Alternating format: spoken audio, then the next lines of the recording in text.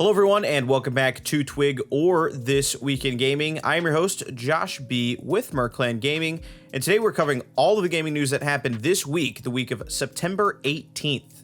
Last week we had a ton of new games coming from both Sony and Nintendo, and this week we have a bunch of news coming from Xbox following the leak with the FTC court case documents, a surprise update from Titanfall, and we'll end things off with some rather unfortunate news about Payday 3's launch.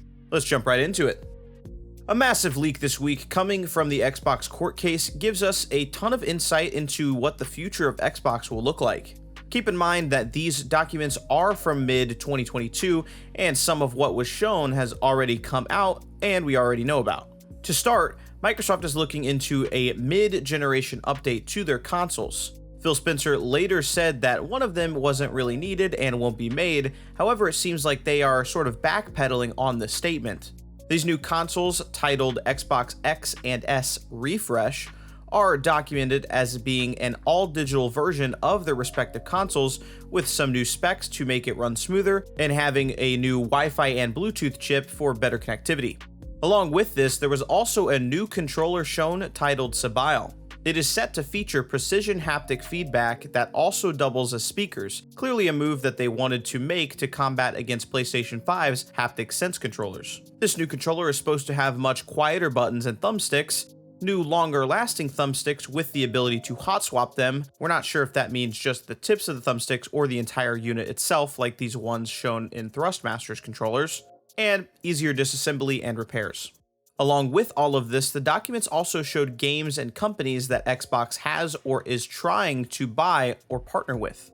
The noticeably huge deal comes from their plans to try and purchase Nintendo, which is just kind of an insane thing to think about. The giant list of games were showing off upcoming games at the time with expected sales, would they be brought to PC or not, and every game listed had notes on if it would be brought into Game Pass or not, whether that be day one or later in the future. Two big named games on this list, however, was Oblivion and Fallout 3 from Bethesda. Fans of these games would love to see them come back through backwards compatibility features and upscaled resolution. Along with this, the document stated that Elder Scrolls 6 will be an Xbox exclusive that could be ready for launch sometime in 2026. A surprising piece of information that was on these documents as well was that Xbox was briefed on the new Switch successor sometime the previous year, likely to try and compete with Nintendo with an Xbox handheld device, which was also shown off in an image showing various consoles and controllers Xbox may or may not make.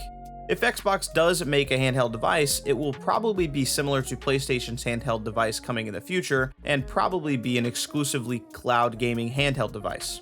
Lastly, to end off this massive Xbox leak, the FTC is claiming that this leak happened on Xbox's side, so we'll have to wait and see how much this leak has affected Microsoft and the person who leaked it.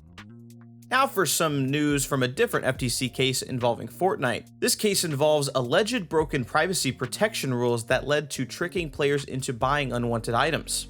The case has ended in a $520 million settlement, and new rules have been implemented for refunds during the time period of this case. Now the FTC is inviting people that were affected by those practices to request a refund on the microtransactions. The rules for being eligible for people looking for refunds are as follows. You may apply for a refund if any of these statements are true. You were charged in-game currency for items you didn't want between January 2017 and September 2022.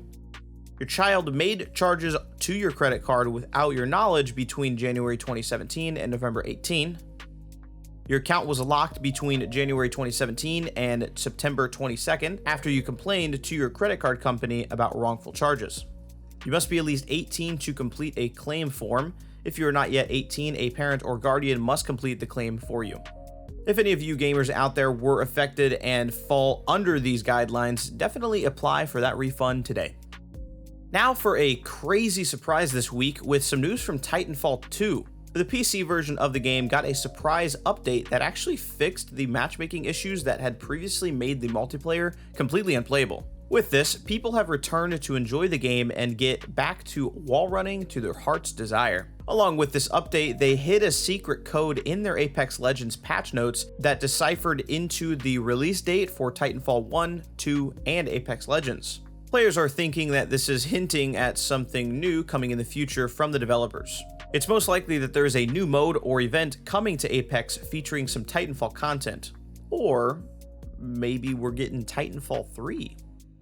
Following up on last week's news coming from Unity, they have decided to roll back almost all of their new policies after some extreme backlash. They have since apologized multiple times about these changes they were proposing and are kinda wanting to sweep it all under the rug and move on.